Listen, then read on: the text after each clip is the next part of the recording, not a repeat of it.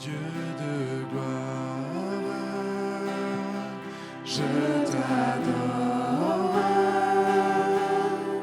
Ton nom s'élève en majesté de mes lèvres. Je célèbre ta victoire, ton règne, ton autorité. Digne es-tu, agneau de Dieu. Digne es-tu, agneau de Dieu. Tous les anges ensemble acclament la puissance de ton nom. Digne es-tu, agneau de Dieu.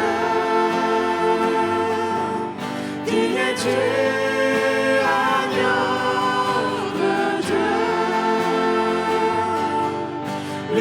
L'univers entier proclame la beauté de ton saint nom.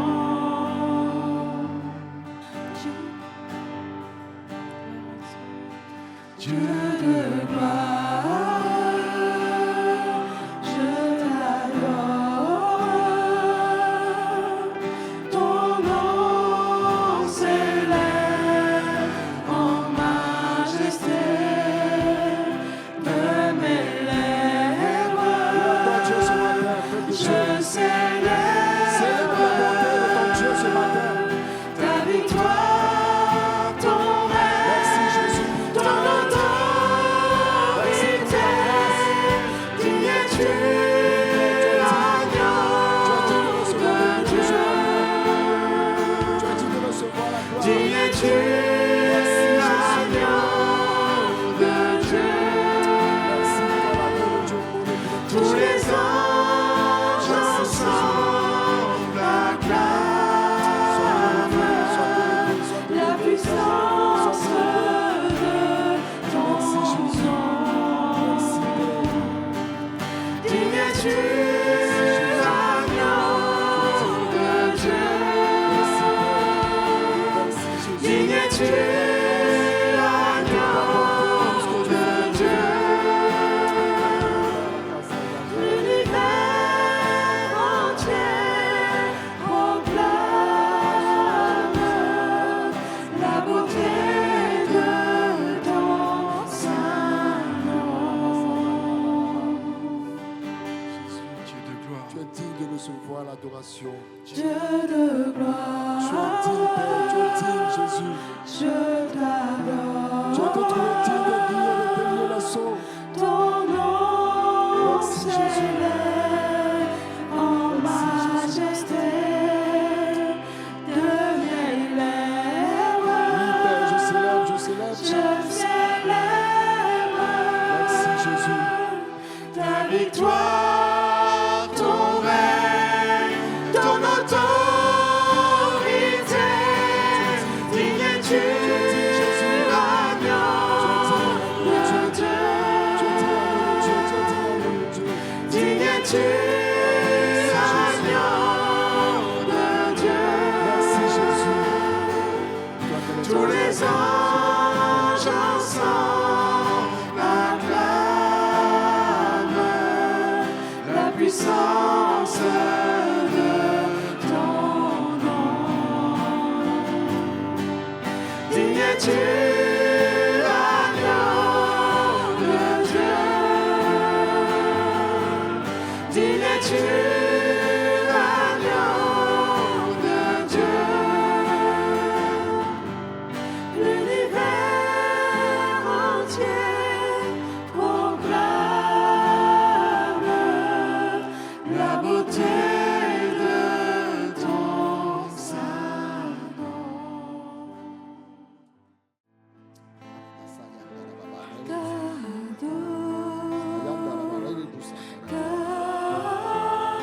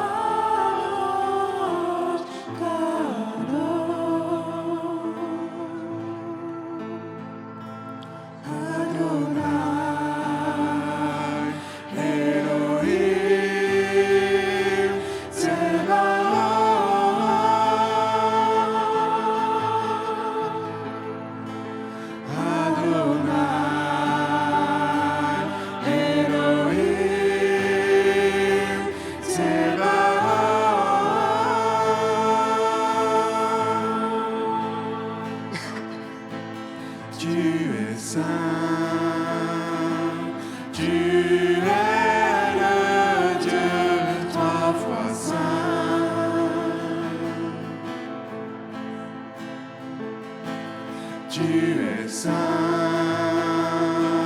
tu es le Dieu trois fois saint.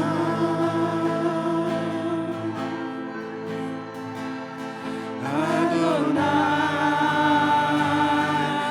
Elohim, Sebaoth.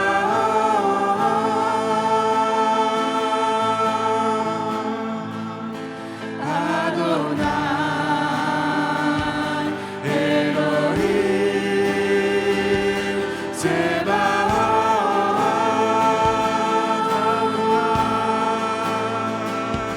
Adonai, Elohim, Sebaoth.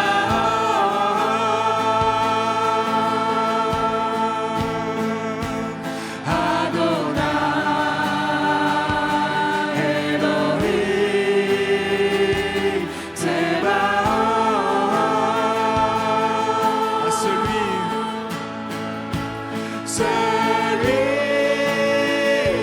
qui était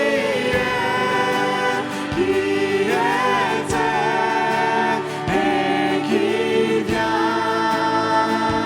celui qui était et qui vient, celui qui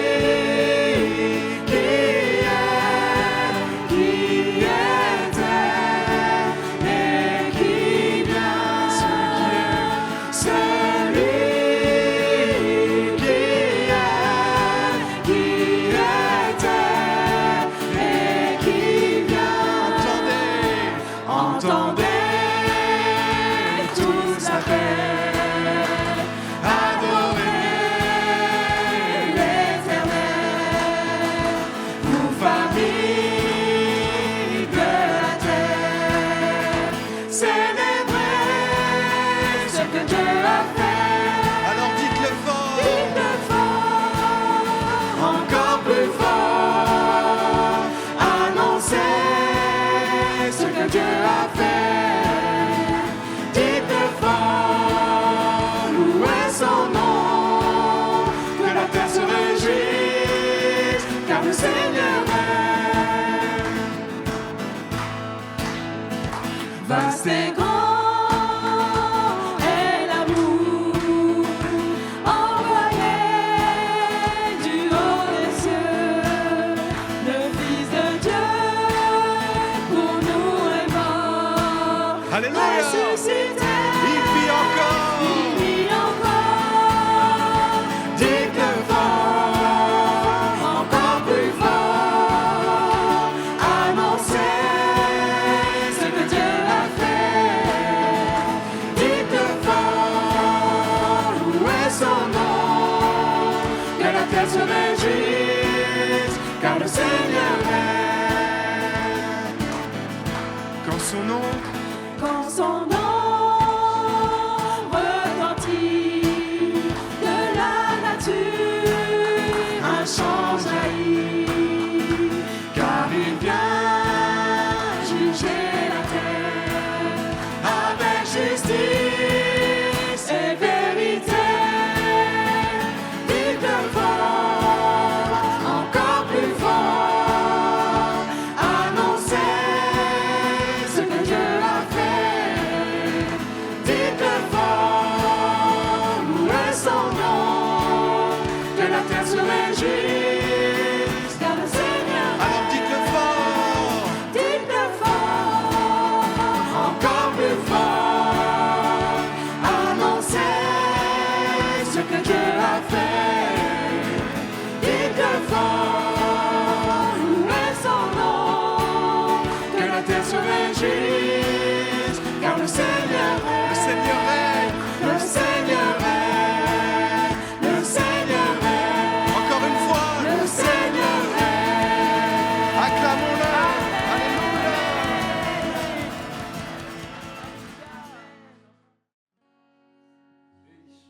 Mon âme bénit le Seigneur. Mon âme bénit le Seigneur. Mon âme bénit le Seigneur.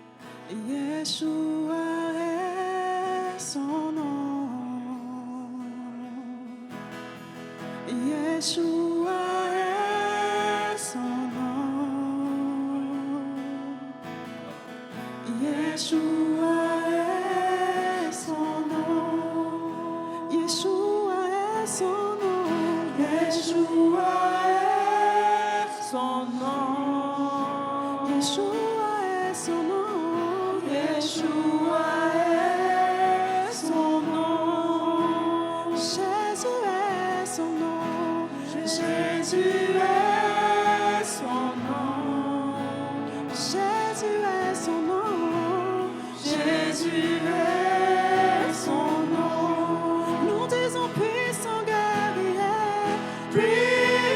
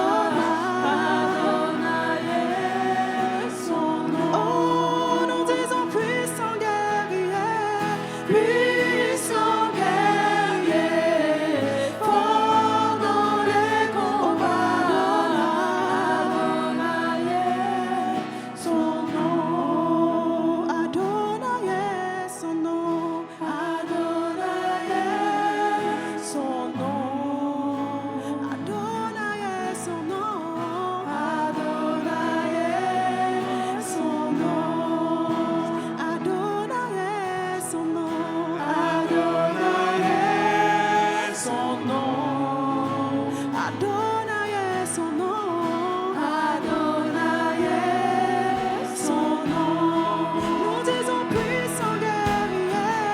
Puissant guerrier.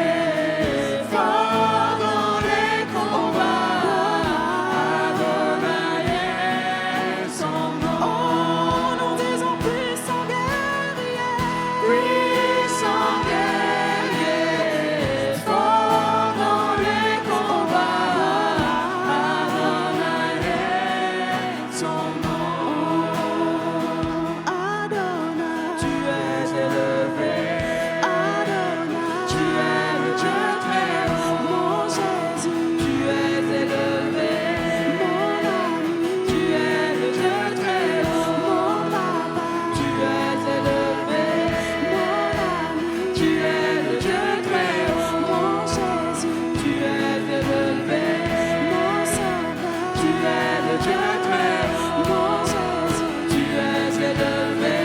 Mon papa, tu es le Dieu très haut. Mon Jésus, tu es élevé. Mon ami, tu es le Dieu très haut. Mon Jésus, tu es élevé. Adonai, tu es le Dieu très haut. Mon Jésus, tu es élevé. Mon sauveur, tu es le Dieu très haut.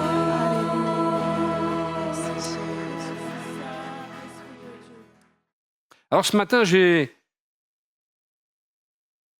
pour objectif d'apporter quelques précisions sur certaines manifestations de l'Esprit de Dieu. Et je pense n'avoir le temps que d'en voir qu'une, parce que c'est pas simple. Il y a de nombreuses manifestations chrétiennes, notamment dans ce qu'on appelle le pentecôtisme ou le charismatisme, c'est-à-dire les églises qui professent le baptême dans le Saint-Esprit et l'introduction dans cette vie de l'Esprit, dans la manifestation aussi du Saint-Esprit dans les vies. Et bien sûr, quand on lit des livres de témoignages, etc., il est rapporté bien sûr des expériences où par exemple des croyants tombent à terre, et ces expériences sont décrites tantôt comme des chutes sous l'effet de l'Esprit, d'autres parlent de tomber dans l'Esprit, d'autres d'effusion du Saint-Esprit au pluriel. Il y a tellement pas de mots pour préciser tout ce que Dieu fait. Vous savez, je suis allé dans certaines parties du monde où j'ai vu des choses qui dépassent un peu l'imagination. J'ai vu un jour peut-être je vous l'ai déjà dit, des fois je radote, il paraît. Mais c'est ma femme qui dit ça. Eh bien, mais c'est peut-être l'âge. C'est peut-être l'âge où, comme disait Paul, je ne me lasse pas de vous répéter les mêmes choses. Mais il y avait un frère qui tourbillonnait. Tourbillon du Saint-Esprit, ça existe, la nuée de gloire. Et quand je suis arrivé pour prier pour un frère, il a tourné comme une toupie à toute vitesse. Et là, mes yeux, comme dans les dessins animés. Au début, je me suis dit, est-ce qu'il est possédé ? Et quand j'ai vu qu'il louait Dieu, je me suis dit, il ne peut pas être possédé en louant Jésus, quoi. C'est pas possible. Et en fait, c'était une manifestation. Alors, toutes mes barrières sont tombées ce jour-là, et je n'entends pas critiquer l'œuvre du Saint-Esprit, parce que critiquer l'œuvre du Saint-Esprit, comme l'ont fait les pharisiens, c'est un blasphème. Et il ne peut pas être pardonné, celui-là, quand on s'enferme dans l'incrédulité et qu'on critique tout ce qu'on voit qui n'est pas conforme à notre cadre. Moi, j'ai plus de cadre. Le cadre, il y a l'ordre, bien entendu, dans l'Église. Il y a un certain ordre, mais notre ordre n'est pas toujours non plus celui de Dieu. Alors, ce sont des phénomènes qui sont observés partout dans le monde et qui suscitent à la fois de la fascination ou alors une adhésion ou aussi du scepticisme parfois, voire de la critique. S'agit-il d'une expérience spirituelle authentique ? C'est la question qu'on veut se poser. Ou est-ce que c'est un effet psychologique collectif ? Ça peut arriver aussi. Vous savez, Hitler, et Mussolini aussi, ils ont tous les deux eu des discours qui faisaient se mettre en transe les gens. Les gens expliquaient que c'était comme s'il leur parlait à eux personnellement. Vous voyez la contrefaçon du diable. Le Seigneur nous parle à tous personnellement, mais le diable aussi veut parfois faire une contrefaçon de l'œuvre de Dieu. Il l'a fait aussi à travers de ces hommes politiques qui portaient en eux une source démoniaque. Et la Bible décrit-elle des manifestations corporelles de l'Esprit? Bien entendu que oui. Dans Acte 2, les disciples qui étaient réunis ensemble pour prier et qui ont reçu le Saint-Esprit ont manifesté des choses physiques. Déjà, ils ont reçu des langues sur leur tête. Il y a eu une manifestation physique. Et ensuite, ils ont parlé en d'autres langues. Et après, je ne sais pas vraiment ce qui s'est passé pour qu'on pense qu'ils étaient ivres de vin doux. Mais je sais qu'un jour, dans une assemblée pas forcément plus pentecôtiste que ça, mais un peu quand même, mais alsacienne, donc vous voyez, c'est calme, faut pas en faire trop, etc. Eh bien, il y a une sœur qui avait soif du baptême dans le Saint-Esprit, et le pasteur avait invité plusieurs chrétiens à se rendre à Stuttgart, puisque c'est pas loin, l'Allemagne, et il y avait à cette époque-là Reinhard Bonnke qui venait prêcher dans cette ville, et donc ils sont allés, et cette sœur-là, ce soir-là, était baptisée dans le Saint-Esprit, et il a fallu que quelqu'un prenne sa voiture. Heureusement qu'ils étaient plusieurs à avoir le permis, parce qu'elle ne pouvait pas repartir avec sa voiture, elle était ivre du Saint-Esprit, imbibée du Saint-Esprit. Elle ne pouvait plus marcher, ne pouvait plus rien faire. Il a fallu qu'ils l'allongent dans la voiture. Ils ont dû mettre les 2 ceintures de sécurité, une pour les jambes, une pour les bras. Mais voyez, on ne peut pas tout contrôler. Dans Acte 10, le Saint-Esprit est tombé sur ceux qui écoutaient la parole de Dieu, quand Pierre, qui peut-être ne s'y attendait pas, inspiré par le Saint-Esprit, apporte la parole, et cette parole, d'un seul coup, provoque certainement la foi et la parole conjuguée, la foi qui attendait l'accomplissement de ces paroles, va provoquer l'arrivée du Saint-Esprit. C'est violent, la Bible dit qu'il est tombé comme un aigle qui fond sur sa proie.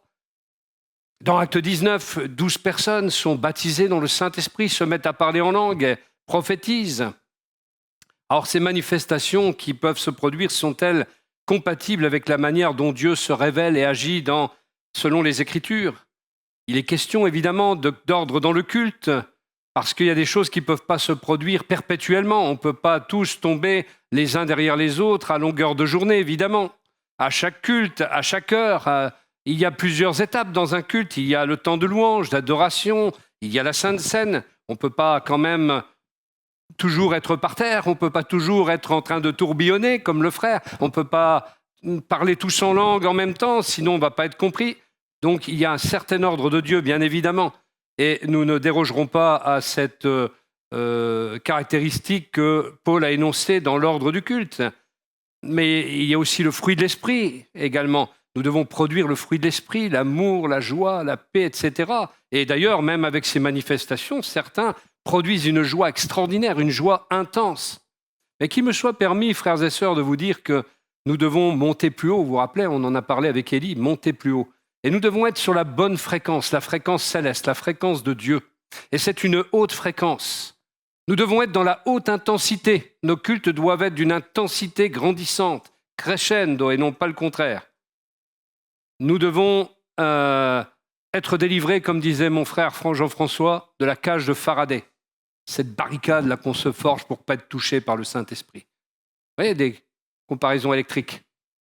Nous devons monter en ampérage, en voltage et en puissance de watts. Amen. Parce que le Dieu que nous servons est un Dieu tout-puissant, qui produit ce qui en grec est appelé la force toute-puissante de Dieu, c'est l'énergeia, l'énergie de Dieu. Mais il y a même aussi le kratos de Dieu, quand il nous saisit de sa main droite d'autorité.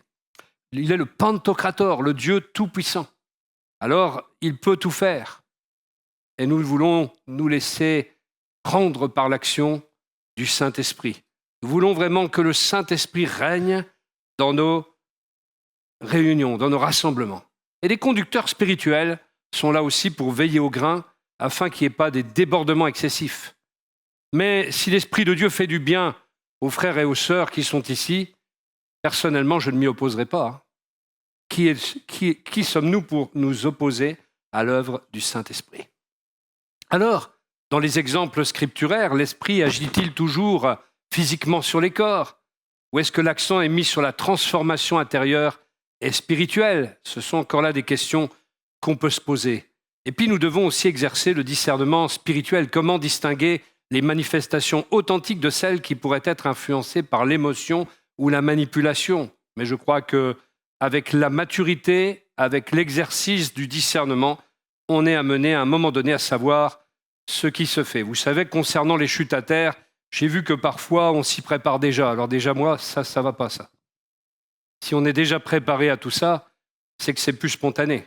C'est que c'est recherché et voulu.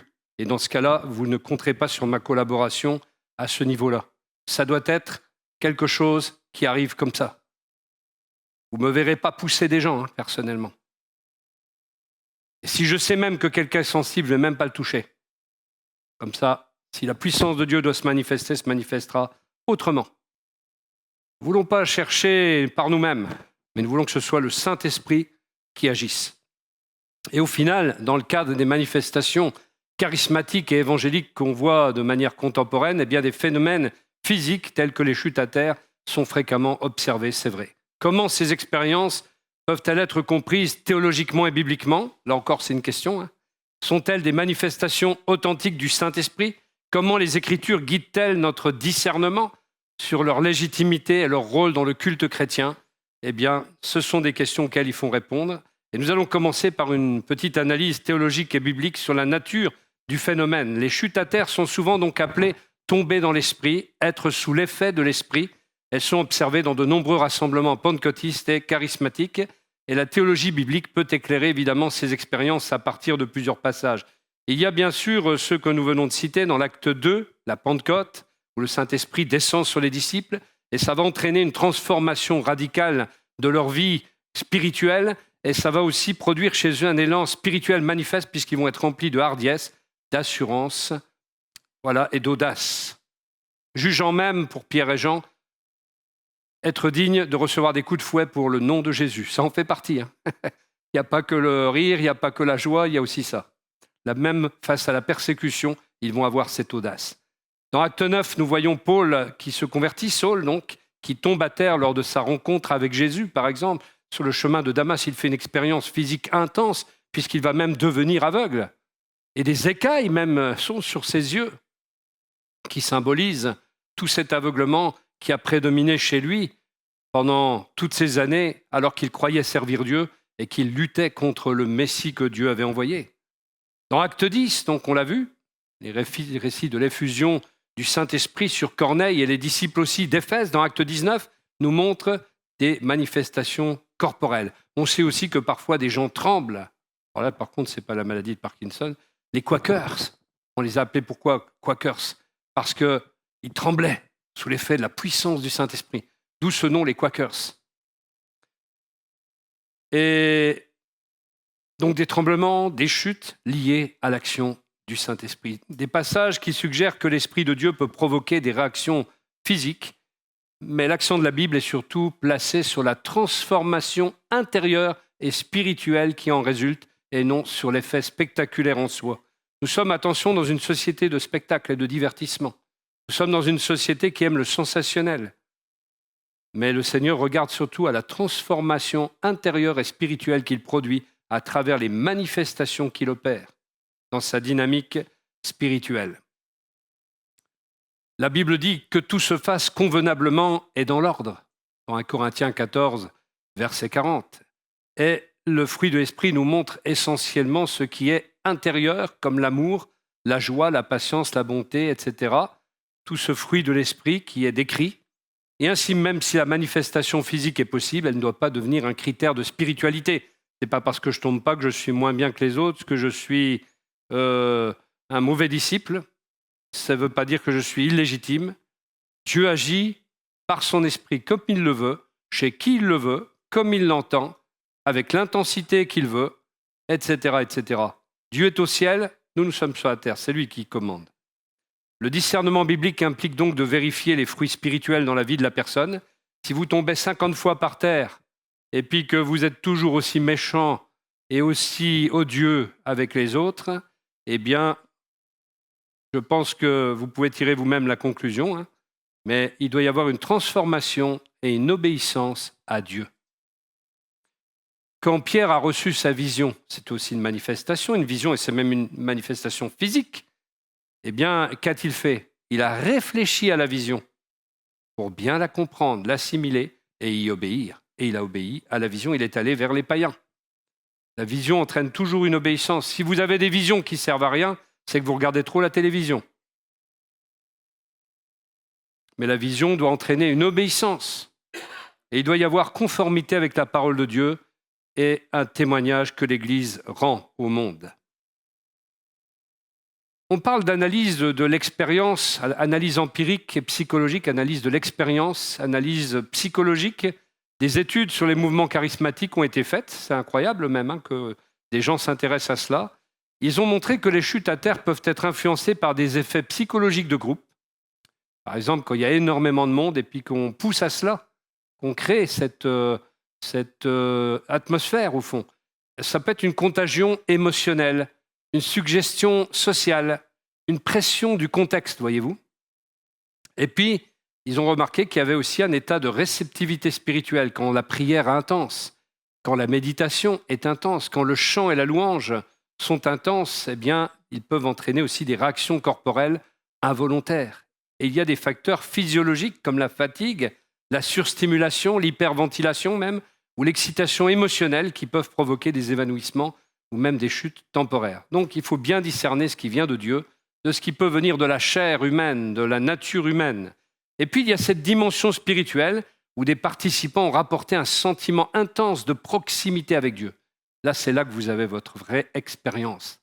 Si ces expériences ne vous rapprochent pas de Dieu, si vous ne devenez pas un homme, une femme, une sentinelle de prière après cela, si vous ne devenez pas quelqu'un qui manifeste le fruit de l'esprit après une telle visitation, eh bien, c'est que vous avez été visité soit par le diable ou soit par votre chair, tout simplement.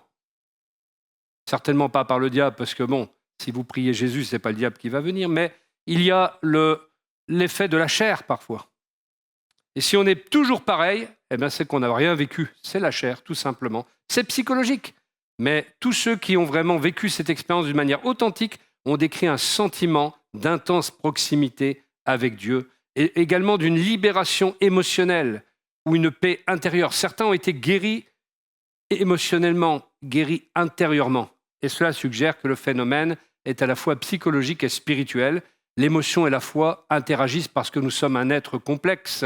L'être que Dieu a créé, que nous sommes, même si c'est un être fini, c'est un être complexe quand même. Nous avons des milliards de neurones, rappelez-vous. C'est quand même très complexe l'être humain parce qu'on a un Dieu qui est très complexe puisqu'il est Dieu et qu'il est créateur de toutes choses, d'une intelligence infinie. Et puis il y a la dimension historique qu'on peut regarder dans l'histoire de l'Église lors des réveils pentecôtistes au début du XXe siècle. Le mouvement de la Pentecôte de 1905 qui a débuté dans Azusa Street à Los Angeles a largement popularisé les phénomènes comme les chutes dans l'esprit. Lors des réveils charismatiques des années 60 et 70, les expériences corporelles lors de la louange se sont répandues dans de nombreuses églises évangéliques et catholiques également. Et même encore aujourd'hui. Parmi les références historiques les plus anciennes, on trouve ceux qu'on a appelés les mystiques médiévaux, comme Thérèse d'Avila, comme Jean de la Croix, qui décrivent des extases spirituelles qui étaient parfois accompagnées de chutes ou d'évanouissements et qui étaient interprétées comme la rencontre intense avec Dieu. Vous voyez, même en milieu catholique à l'époque. Et les réveils du XVIIIe siècle, avec notamment le réveil méthodiste avec John Wesley, montrent des manifestations émotionnelles intenses, bien que moins spectaculaires physiquement, mais associées à la conviction aussi et à la repentance. Que dire du pays de Galles, le réveil du pays de Galles, où là, des gens, je vous l'ai déjà dit, dormaient, étaient prostrés sur les trottoirs pendant 2-3 jours, dans la repentance, sentant profondément leur misère et ne mettant plus jamais un pied dans un bar ou dans un lieu de mauvaise vie, parce que c'était quand même le contexte de l'époque au Pays de Galles, un pays de mineurs. Et les mineurs, pour tenir, ils buvaient, pour tenir dans leur travail, ils buvaient et puis aussi ils faisaient la fête et vivaient mal. Mais Dieu a agi dans ce beau pays de Galles et a fait des choses extraordinaires. Il a fait des choses extraordinaires en France, dans le nord de la France, là où il y a beaucoup de mineurs.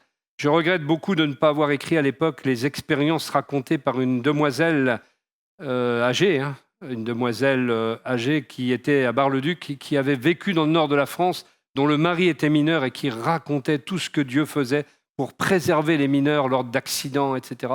Et des manifestations du Saint-Esprit qu'il y a eu chez les mineurs. C'est dommage, la personne est décédée et nous avons perdu l'histoire. C'est dommage. L'histoire de l'Église montre que ces manifestations corporelles ne présentent pas un caractère nouveau finalement, mais qu'elles ont accompagné l'action du Saint-Esprit au cours des siècles. D'ailleurs, même Jésus, quand il va dire « Je suis », à ceux qui viennent le chercher pour le livrer à la croix. Il tombe par terre. Il tombe par terre. Il y a une manifestation physique devant cette parole « je suis ». Le « je suis » de Dieu, c'est Yahweh, je suis. Elles sont souvent liées à un contexte intense de prière, de louange, de repentance, mais elles ne sont pas systématiquement considérées comme un critère de spiritualité ou d'authenticité, selon les cas. Alors, théologiquement, on peut dire que la Bible reconnaît des manifestations physiques en grand nombre qui sont possibles sous l'effet du Saint-Esprit, mais la Bible insiste sur le fruit intérieur et sur l'ordre dans le culte, l'ordre et la bienséance. Et au niveau empirique et psychologique, on sait que les chutes à terre peuvent résulter d'une combinaison de facteurs émotionnels, physiologiques et spirituels, parce que nous sommes complexes. Et d'un point de vue historique, ces manifestations existent depuis des siècles, souvent lors de réveils spirituels, mais n'ont jamais été le seul critère de discernement spirituel. Alors, une perspective chrétienne équilibrée sur ce sujet dira que les chutes à terre peuvent être un signe de rencontre avec Dieu, mais elles doivent être discernées avec prudence, comme pour tout, savoir si ça vient de l'Esprit de Dieu, si ça vient de la chair humaine ou si ça vient d'une œuvre démoniaque également. Parce qu'il y a aussi des gens qui tombent parce qu'ils sont possédés, il y en a aussi. En vérifiant donc les fruits de l'Esprit et en restant centré sur la foi et la transformation intérieure plutôt que sur le spectaculaire. Les témoignages de chute à terre lors de manifestations d'évangélisation de louanges sont nombreux et diversifiés. Ce sont des choses qui reflètent une quête profonde de rencontre avec la nature divine et la transformation spirituelle qui doit en résulter. Et tout en reconnaissant les dimensions psychologiques et sociales de ces expériences-là, il est également essentiel de respecter la sincérité et la profondeur spirituelle des personnes qui en témoignent. J'ai comme ça deux témoignages. Il y en a un que vous pouvez trouver sur le Top Chrétien, un nommé Pascal Itoua, qui est un homme qui avait traversé nombreuses épreuves personnelles profondes et qui raconte comment il a expérimenté une rencontre spirituelle intense lors d'une telle manifestation chrétienne. Et au cours de cette expérience, il est tombé à terre, un phénomène qu'il décrit lui-même comme être abattu dans l'esprit, parce qu'il est tombé comme une masse. Et cette chute n'était pas simplement physique, mais symbolisait chez lui une libération spirituelle et émotionnelle, dira-t-il. Et suite à cet événement, Pascal, c'est son prénom, a connu une transformation radicale. Il a quitté son ancienne vie marquée par la douleur, par la confusion, pour embrasser une foi vivante en Jésus-Christ. Et il témoigne de profondes guérisons intérieures qu'il a vécues pendant ce moment où il était dans une sorte de shoot spirituel, si je peux dire comme ça, d'anesthésie spirituelle, je ne sais pas comment dire, et d'une paix aussi retrouvée et d'une nouvelle direction qui était donnée à sa vie. Et sa rencontre avec Dieu à ce moment-là était un tournant décisif qui a illustré comment une expérience spirituelle intense peut mener à une transformation durable. D'où la haute intensité nécessaire et le haut voltage et la haute puissance électrique en watts de Dieu. Denis est un autre chrétien qui a grandi dans la foi et qui raconte comment, lors d'une célébration de la Pentecôte, il a ressenti une profonde conviction de son éloignement de Dieu. Avec humilité, il s'est présenté devant Dieu, espérant recevoir le Saint-Esprit et le pardon pour s'être détourné de l'amour de Dieu. Et au cours de ce moment intense, il a expérimenté une chute à terre, un phénomène donc qu'il a décrit lui-même comme être abattu dans l'esprit lui aussi. Et cette expérience a marqué un tournant dans sa vie spirituelle. Et depuis ce jour, il témoigne d'une transformation radicale. Sa relation avec le Seigneur a été renouvelée, sa vision des choses a changé, et bien que les difficultés demeurent, eh bien, il ressent la présence active de Dieu dans sa vie. Et il souligne que même s'il n'est pas parfait, eh bien, il sait que Jésus est venu chercher les pécheurs et qu'il a été sauvé et qu'il a été délivré des maux qui le rongeaient. Aujourd'hui, les assemblées de Dieu sont réticentes face à ce mouvement qui peut exister parfois. On se demande pourquoi, puisqu'ils sont pentecôtistes. Douglas Scott, pionnier, fondateur de nombreuses églises en France et en Belgique, un Anglais que Dieu a envoyé là, pour le réveil de Pentecôte, un évangéliste pentecôtiste passionné, il raconte comment, lors d'une réunion de prière, il a lui-même ressenti une puissance spirituelle intense, revenons à la bonne fréquence, qu'il a littéralement fait tomber à terre. Douglas Scott, je ne sais pas s'ils le savent en fait. Ils sont toujours en train de se réclamer de Douglas Scott, mais quand Douglas Scott raconte une expérience, Elle est occultée. Et cette expérience a marqué le début d'une transformation radicale dans sa vie, dira-t-il, qui l'a conduit à consacrer sa vie à l'évangélisation et à fonder une église pentecôtiste Elim à Leydon, dans l'Essex, en Angleterre. Et il a dédié sa vie ensuite à annoncer l'évangile, mettant en avant les 4 piliers du pentecôtisme: Jésus sauve, Jésus guérit, Jésus baptise, du Saint-Esprit et Jésus revient. Piliers qui sont dépassés en fait par la puissance de Dieu et ce qui est écrit dans la Bible. Ce ne sont que 4 piliers, mais il faut dépasser ces piliers-là, car Dieu fait plus.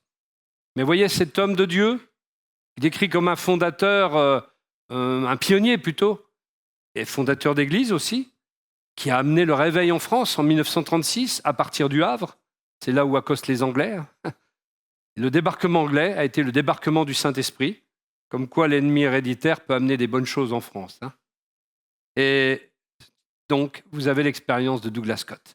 J'ai souhaité regarder un peu quelle était la position des auteurs chrétiens évangéliques sur le sujet. Et un ancien professeur d'Ancien Testament, Jack Deere, reconnaît que des manifestations physiques, telles que les chutes à terre, peuvent être des signes authentiques de l'action de l'Esprit Saint. Il souligne cependant que ces expériences ne doivent pas être recherchées pour elles-mêmes, ce qui est logique, mais qu'elles doivent être comprises dans le contexte d'une relation authentique avec Dieu. Ça remet les pendules à l'heure.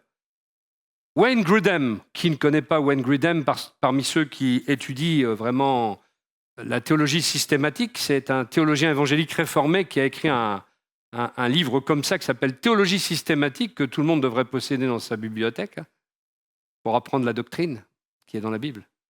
Bon courage quand même. 1600 pages, frères et sœurs, mais on peut relever le défi. Eh bien, lui, il adopte une approche modérée, mais il reconnaît que certaines manifestations charismatiques, y compris les chutes à terre, peuvent être des expressions légitimes de l'action du Saint-Esprit. Ce n'est pas parce qu'il a un cerveau à 4 étages, vous voyez, qu'il ne reconnaît pas l'action du Saint-Esprit. Gloire à Dieu. Et il insiste toutefois sur la nécessité de discerner ces expériences à la lumière des Écritures et de l'enseignement chrétien orthodoxe. Il y avait Peter Wagner, qui est décédé aujourd'hui, en 2019, je crois, ou 2020, qui était un théologien pentecôtiste, voire néo-pentecôtiste.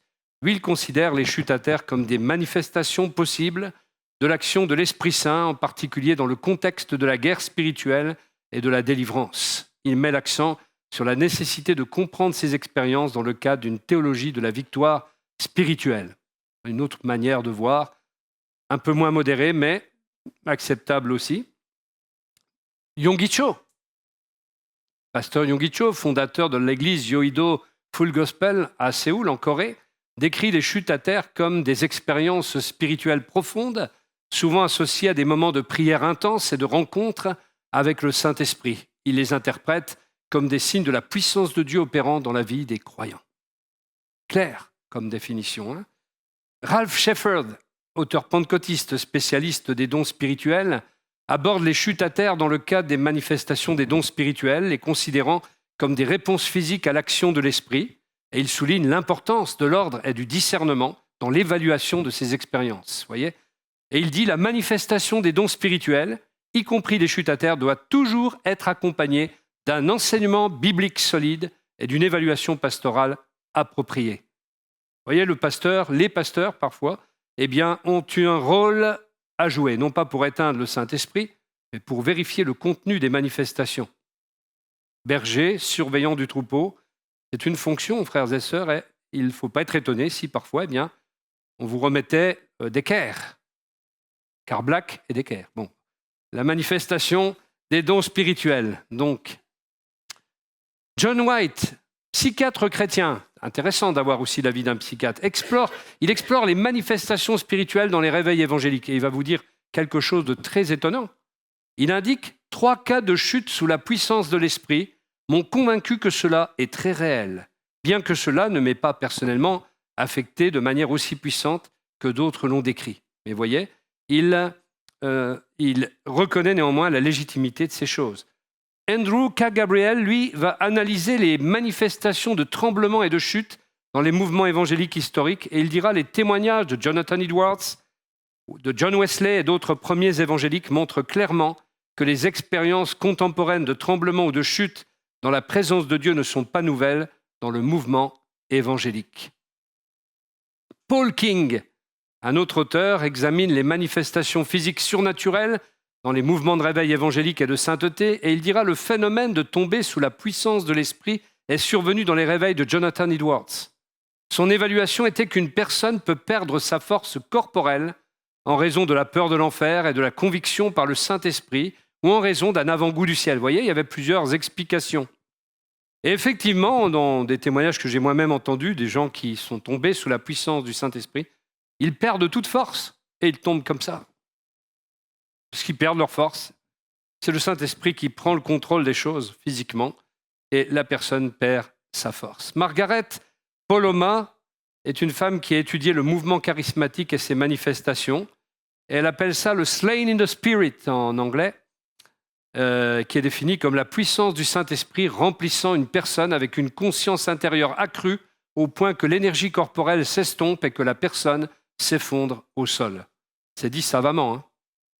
Carlos Anacondia, évangéliste argentin qui est reconnu pour son rôle central dans le réveil spirituel en Argentine dans les années 80 et même encore il y a peu, adopte une position claire et affirmée en ce qui concerne les manifestations physiques telles que les chutes à terre lors des cultes. Lui, il en a vu d'innombrables parce que lorsque ce gars il prêche et qu'il commence à prier, il y a plein de guérisons qui s'opèrent.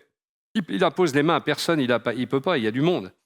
Et plein de choses se passent dans les rangs. Il y a des guérisons, il y a des possédés qui hurlent parce que les démons veulent s'enfuir, etc., etc. Et puis il y a des gens qui tombent aussi. Et j'avais entendu le témoignage dans un de ses livres, d'ailleurs, d'un jeune homme qui était péruvien et qui est tombé sous la puissance du Saint-Esprit. Il disait que sa vie avait été complètement transformée à la suite de cette expérience. Et il n'a plus jamais été le même. Et donc, il considère les chutes à terre comme des manifestations authentiques de la puissance du Saint-Esprit. Il décrit ces événements comme des signes tangibles de la présence divine, accompagnés de guérison, de délivrance et de transformation profonde. Et dans ses campagnes d'évangélisation, il met en avant la confrontation directe avec les forces spirituelles, incitant les esprits impurs à se manifester, souvent suivis aussi de chutes des participants sous l'action de l'esprit. Cette fois-ci, la chute des possédés, évidemment. Qu'on emmène d'ailleurs par pudeur dans des tentes appelées les tentes de la délivrance, où des pasteurs sont chevronnés, sont là pour libérer ces personnes, ne les laissant pas dans l'église, ne les laissant pas sur le terrain, là, parce que les gens n'ont pas besoin de voir cela, mais ont besoin de voir surtout la gloire de Jésus. Sur l'expérience en elle-même, lorsqu'une personne tombe à terre sous ce qu'on appelle la puissance de l'esprit, elle peut vivre une expérience intense à plusieurs niveaux, au niveau spirituel, au niveau émotionnel, au niveau physique et au niveau psychologique. Dans la dimension spirituelle, on l'a dit, il y a ce sentiment de proximité avec Dieu dont ont témoigné plusieurs personnes qui ont eu une expérience de communion intense avec le Saint-Esprit, comme si elles étaient enveloppées par la présence divine. D'autres ont eu une conviction intérieure, ressenti un appel à la repentance, une révélation de leur péché ou une direction spirituelle particulière également. D'autres ont déclaré être libérés de fardeaux spirituels, d'angoisses terribles ou de dépendance, même des addictions par cette rencontre spirituelle. Dans le livre de Margaret Poloma, là, que je signalais, Poloma, le phénomène est décrit comme une expérience de transformation intérieure où la conscience du croyant se concentre totalement sur Dieu. Et dans la dimension émotionnelle, il y a des émotions intenses. Les participants peuvent pleurer, rire. J'ai vu un jour, lors d'une réunion des hommes d'affaires du plein évangile, une personne être baptisée dans le Saint-Esprit et se mettre à rire. Elle ne pouvait plus l'arrêter. Elle était comme ivre. Et ça, vous n'y pouvez rien. Et la plupart des gens vivent des choses comme ça, pleurer, rire, ressentir de la joie ou une paix profonde, parfois sans raison apparente. Voyez. D'autres ont rapporté un allègement émotionnel, une guérison intérieure, comme si un poids leur avait été retiré. John White, le fameux psychiatre, note que la plupart des individus ressentent une paix profonde et un soulagement émotionnel immédiat après être tombés sous la puissance de l'esprit. Voilà le bon fruit. Dans la dimension physique, on constate un relâchement corporel, comme je disais, une perte de force. La chute est souvent accompagnée d'une perte de tonus musculaire. Et certaines personnes décrivent une sensation de flottement ou de légèreté. Sans doute un avant-goût de ce qui nous attend au ciel. ou lors de l'enlèvement, quand on va partir à toute vitesse là-bas, si nous sommes enlevés. Des réactions involontaires telles que des tremblements, des vibrations ou des mouvements spontanés des bras et des jambes sont parfois observés. J'ai vu cela. La posture, la personne reste généralement allongée ou étendue pendant quelques secondes à plusieurs minutes. J'en ai même vu que ça durait 1 heure. Alors on les laisse dans un coin, on met une petite couverture sur eux pour pas qu'ils aient froid, parce qu'au sol, bon. Vous voyez, et ça existe. Dans leur dictionnaire, Burgess et Vandermas, deux théologiens, notent les manifestations corporelles peuvent inclure chute, tremblement et d'autres réactions physiques spontanées, tout interprétées comme des signes de la présence de l'esprit. Enfin, dans la dimension psychologique, il peut y avoir un sentiment d'émerveillement ou d'extase. Certaines personnes rapportent un état de conscience modifié, proche d'une méditation profonde ou d'une transe sans perte de conscience, c'est-à-dire les personnes sont lucides, conscients de ce qui se passe, mais ils sont comme dans un autre monde à ce moment-là. Il y a aussi une récupération rapide. Après la chute, les individus retrouvent généralement leur conscience normale, souvent avec un sentiment de renouveau. Et il y a des effets durables pour beaucoup. Beaucoup disent que cette expérience influe durablement leur vie spirituelle, morale et émotionnelle. Gabriel, donc un autre psychiatre, précise que les participants décrivent un changement intérieur durable, souvent accompagné d'un sentiment de mission renouvelée ou de profonde paix intérieure. Et ces personnes, donc, en général, vivent une rencontre spirituelle intense avec Dieu, une libération émotionnelle et psychologique, souvent associée à la repentance ou à la guérison intérieure, des manifestations corporelles involontaires qui peuvent inclure la chute, les tremblements, une perte temporaire de tonus musculaire, un effet durable sur leur foi et leur vie quotidienne qui renforce leur engagement spirituel ou leur transformation personnelle. Peut-être on peut se demander ce que j'en pense personnellement. Comme me le faisait observer un ami pasteur, les serviteurs de Dieu qui ont l'occasion d'effectuer des voyages missionnaires développent une plus grande ouverture et une certaine acuité aux phénomènes spirituels liés à l'action du Saint-Esprit.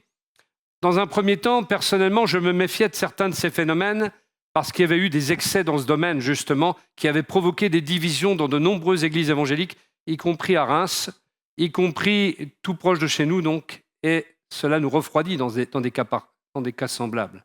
Et en réfléchissant sur ces choses, je me suis rendu compte que le problème, ce ne sont pas forcément les manifestations en elles-mêmes, mais la quête effrénée qu'elles représentent pour certains comme un signe d'un éventuel réveil. Et parfois, à force de vouloir quelque chose, on peut le vouloir en le prenant soi-même. C'est l'exemple d'Abraham et de Sarah qui ont voulu engendrer avant l'heure à travers la servante Agar, et on a vu les désastres que ça a causé. En fait, une fois qu'ils se réveillent de leur entêtement, ils ne sont pas plus spirituels que les autres. Et en revanche, les personnes qui expérimentent ces manifestations et qui ont vu leur vie être profondément ou radicalement transformée, changée, peuvent attester de l'importance d'une telle expérience personnelle, dès lors qu'elle n'est pas recherchée, mais qu'elle vient d'une action du Saint-Esprit spontanée, dans laquelle la personne n'a rien à voir. Très important, ça. Et à titre personnel, je n'ai jamais recherché ces expériences, mais elles sont venues à moi. Première fois, c'était lors d'un voyage en Colombie en 2007, pendant lequel j'accompagnais les évangélistes Franck Alexandre et aussi Bill Thomas. Et alors que je priais pour un homme au cours d'un culte, je l'ai vu s'effondrer comme une masse, mais en douceur. Comme ça. C'était un homme costaud, beaucoup plus costaud que moi. Et j'avais eu peur qu'il se fasse mal, mais il n'en a rien été. Et lorsque je l'ai revu à la fin de la réunion, je me suis rendu compte que c'était un pasteur. Il m'a dit qu'il était pasteur dans l'église. Il avait ce jour-là soif d'une rencontre de proximité avec l'Esprit du Seigneur et il m'a dit avoir été fortifié par cette expérience. Et durant cette même campagne d'évangélisation, dans un stade de la ville de Carthagène, je me tenais derrière Franck Alexandre alors qu'il priait pour un homme de la même stature que celui que j'avais vu le matin même. Et à ma stupéfaction, cet homme s'effondra et l'évangéliste a failli passer au-dessus, entraîné par le poids de cet homme. Comme quand on vous fait une planchette japonaise, vous voyez un peu le truc ? Quelques semaines après, il faut croire que j'avais été contaminé parce que quand je priais pour plusieurs membres de l'église dont j'étais le pasteur à l'Assemblée de Dieu de Fagnières, près de Châlons-en-Champagne, il y a une mamie de l'église qui a failli tomber en arrière. J'ai dû la retenir pour qu'elle ne parte pas et quand je l'ai questionnée, elle m'a affirmé qu'à sa grande surprise, un tourbillon comme une tornade, comme un souffle puissant, l'avait envahie et l'avait comme projetée en arrière, mais qu'elle s'était sentie bien et proche de Dieu. Vous voyez, on retrouve cette expérience. Nous étions en tout cas ce jour-là tous dans la paix et personne n'avait poussé notre sœur âgée. Je crois que ça serait venu à l'idée de personne de pousser une personne de 78 ans pour qu'elle se casse, je ne sais quoi, le col du fémur ou je ne sais quel autre membre. Je dois faire en effet remarquer que j'ai aussi vu dans plusieurs assemblées hispaniques et africaines une attente systématique de ce type de manifestation, qui fait qu'il y a des pasteurs ou des évangélistes qui poussent les gens, et ça peut induire une suggestion psychologique dans un climat de réceptivité systématique de ces choses. Et ça, je m'oppose à ça. Ce n'est pas ma conception de l'action du Saint-Esprit qu'elle soit fabriquée par les hommes. Et les hommes de Dieu avec qui j'ai évolué, ou moi-même, nous n'avons jamais induit ces pratiques, car nous cherchons la gloire de Dieu dans les vies, pas autre chose. Je ne souscris pas, par exemple, du tout à la manière de faire de Benny Hinn et à d'autres de sa mouvance. Je crois que c'était en 2017, j'étais en formation pastorale à Colmar, je vous l'ai déjà raconté, et Franck Alexandre était l'évangéliste invité le soir. Colmar, c'est aussi en Alsace, alors on ne peut pas les soupçonner. Alors eux, ils sont au-dessus de tout soupçon en Alsace. Hein. On ne peut pas les soupçonner d'être des violents. Hein. Eux, c'est « Oula, attention, pas trop de manifestations. Hein. » Eh bien, plusieurs personnes ont été touchées par le message de l'Évangile ce jour-là, et Franck nous avait invités à prier avec lui. Pour les gens, on a vu de belles choses. Et quand la réunion était terminée, il était question donc d'aller manger un gâteau et de boire un café. Et la salle s'était pratiquement vidée, à l'exception des bavards que nous sommes. Et c'est à ce moment-là qu'il y a une personne âgée, bien alsacienne. Elle est entrée dans la salle. Elle avait été invitée, mais elle s'était trompée d'horaire. Comme quoi, ça a du monde d'être en retard parfois. Mais je ne vous encourage pas à être en retard, je vous préviens. Parce que je vois déjà le coup fumant qu'on va me faire derrière. D'un seul coup, on a entendu un bruit semblable donc à l'électricité. Quand je vous parle de voltage et d'ampérage, hein. Quand quelqu'un se fait électrocuter. Et cette dame est tombée à terre. Il n'y avait personne qui l'a touchée. On était là, on était partis pour le gâteau, nous. Hein. On était déjà sur une autre fréquence. Mais il faut croire qu'on n'avait pas bien appuyé sur le bouton. Et la fréquence était toujours un peu, comme vous savez, comme la radio, ça grésille un peu, là, parce que vous êtes entre deux stations. Alors nous, on était encore sous la fréquence de Dieu. Et la personne, boum, elle est tombée comme ça. Même pas eu le temps de la retenir, parce qu'elle était loin. Vous imaginez ? Et quand on l'a réveillée, cette personne se sentait bien. On lui a parlé de l'amour du Père qui avait voulu la visiter alors qu'elle entrait dans sa maison. La 4e fois où j'ai rencontré cette manifestation, c'était à l'Assemblée de Dieu à Charleville-Mézières, à la mission chrétienne, où j'ai exercé aussi longtemps en tant que prédicateur. Et lors d'un culte, une femme s'était approchée lors de l'appel, elle est littéralement tombée. Mais en revanche, j'ai suspecté que cette femme était liée par un mauvais esprit, avec elle-même un comportement anormal. C'était pas... Je sais par le fruit qu'elle apportait ensuite que c'était une femme qui était liée par un mauvais esprit. Lors d'une mission en 2025 en République démocratique du Congo, comme on vous l'a raconté il n'y a pas si longtemps, j'étais appelé à prêcher sur le thème de la guérison intérieure. Et pour contextualiser cet appel missionnaire, je dois préciser que je n'avais pas planifié ce voyage, mais c'était dans l'agenda du Saint-Esprit, pas dans le mien. J'étais jamais allé dans ce pays, je connaissais personne là-bas pour y être invité, mais en l'espace de quelques jours au sein même de mon travail séculier, Dieu m'a connecté à un serviteur de Dieu et à son Église via des personnes de Charleville-Mézières. Donc. Et j'y ai très vite constaté l'état de fatigue, de lassitude de la population, y compris les croyants, qui chaque jour doivent survivre, qui sont résilients, mais qui, sans avoir les armes spirituelles que le Seigneur donne, faute d'enseignement clair, eh bien, n'arrivaient pas à passer au-dessus de cela. Et lorsque la parole de Dieu a commencé à tonner dès les premiers jours, le Saint-Esprit a commencé à guérir intérieurement de manière instantanée bien des personnes. Et en milieu de semaine, il m'a poussé à chanter en langue, quelque chose que j'avais jamais fait en direct comme ça pendant un culte, en dirigeant un appel ou une prière. Je n'avais jamais fait ça personnellement. Et ce chant était comme une sorte de complainte du Seigneur sur la souffrance de son peuple. Le peuple de Dieu s'est rendu immédiatement très réceptif à la guérison intérieure que Dieu voulait offrir. Et tous étaient dans une intense prière, chacun implorant le Seigneur d'œuvrer. Et j'ai vu bien des gens être changés, ça se voyait sur leur visage. Des témoignages ont été rendus de ce changement vécu. Et quand je suis rentré en France, alors que je visionnais la vidéo d'une des réunions, j'étais stupéfait de voir quelque chose que moi-même je n'avais pas vu, qui avait échappé à mon champ de vision. C'est-à-dire que de nombreuses personnes, pendant le chant en langue, étaient tombées sous la puissance du Saint-Esprit et sont restées pendant un certain temps dans une sorte de coma. Et j'ai touché personne, j'étais sur l'estrade. Et je me tenais à grande distance des gens sur cette estrade, et c'est mieux ainsi. comme ça le Saint-Esprit fait ce qu'il veut. Moi, je ne mets pas la main dans l'œuvre de Dieu. Et ces expériences font que j'ai appris à ne pas critiquer systématiquement des manifestations qui ont lieu et auxquelles je ne comprends rien dans l'immédiat, ni les hommes de Dieu que le Seigneur utilise à cette fin. Ne critiquez pas les hommes de Dieu quand vous ne connaissez pas, quand vous n'êtes pas allé vous-même, quand vous ne connaissez pas le serviteur de Dieu, quand vous ne savez pas comment Dieu l'utilise, parce que critiquer un serviteur de Dieu, ce n'est pas une bonne chose. Donc il vaut mieux attendre de voir. Et après, on se fait son idée. Et on peut parler aussi avec le serviteur de Dieu en question, mais faisons attention à ce que nous disons, comment nous nous comportons. En tout cas, cela fait partie des signes que Dieu fait en accompagnement de sa parole au sein d'une atmosphère de foi. Et la seule chose que je retiens, c'est que Dieu fait ce qu'il veut et qu'il agit souverainement. Et tant que les puissantes manifestations de son Saint-Esprit ne contredisent en rien sa parole, et l'effet que celle-ci a sur les gens, qu'il puisse se glorifier alors au milieu de nous. S'il le fait par mon biais ou par le biais de quelqu'un d'autre, en tout cas, si c'est moi, je me considérerai comme privilégié, mais cela reste son action souveraine et décisive, comme j'ai pu l'observer auparavant. Et Dieu n'a pas besoin de nous, et parfois il nous associe à ces manifestations pour que l'on discerne, pour qu'on apprenne aussi, et pour qu'on évalue et connaisse mieux l'action du Saint-Esprit. Et ce que je peux dire, c'est que ces chutes à terre que j'ai pu constater ont été souvent liées à la guérison intérieure.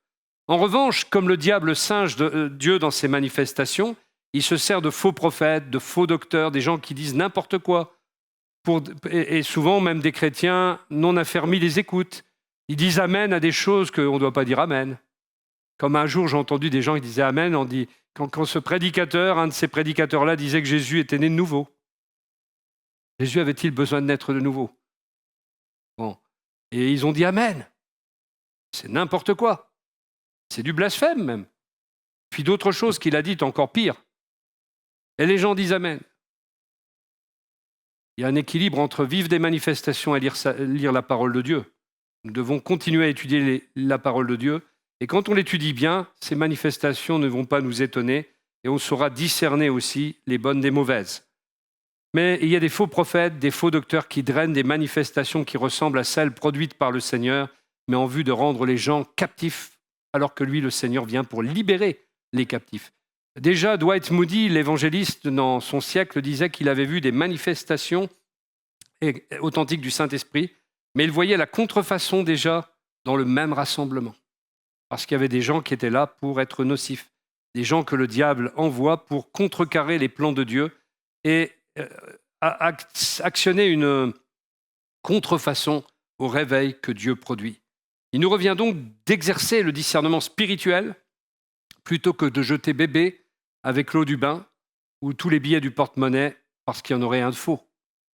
Pour ma part, je rends grâce au Seigneur pour les âmes qu'il a sauvées, les personnes qu'il guérit intérieurement, parce que c'est une belle libération quand on le vit, et c'est tellement bénéfique pour celui ou celle qui vit cela par la foi. Et je veux aussi garder ma capacité d'émerveillement devant les hauts faits de mon roi. Jésus, évoquant la vie abondante, vie de l'esprit qu'il est venu offrir, a parlé de torrents de vie jaillissants. Il n'a pas parlé d'une petite poche d'eau dont jailliraient quelques gouttes. Il n'est donc pas étonnant de voir que des gens vivent des extases, des chutes à terre, des délivrances du cœur avec parfois des gémissements inexprimables, etc., etc. Tout ce qu'eux-mêmes on ne connaît pas, parce qu'on n'est pas Dieu. Hein. Quand on voit ce qu'a vécu Jean, ou même Daniel, et Jean, lorsqu'il écrit dans l'Apocalypse, il a vécu de nombreuses expériences corporelles. Il est déjà 1h de l'après-midi, frères et sœurs. L'apôtre Jean est tombé sur le visage dans la présence de Dieu. Lors de l'arrestation de Jésus au jardin de Gethsémane, il rapporte lui-même que quand Jésus leur a dit « Je suis », ils reculèrent et tombèrent par terre.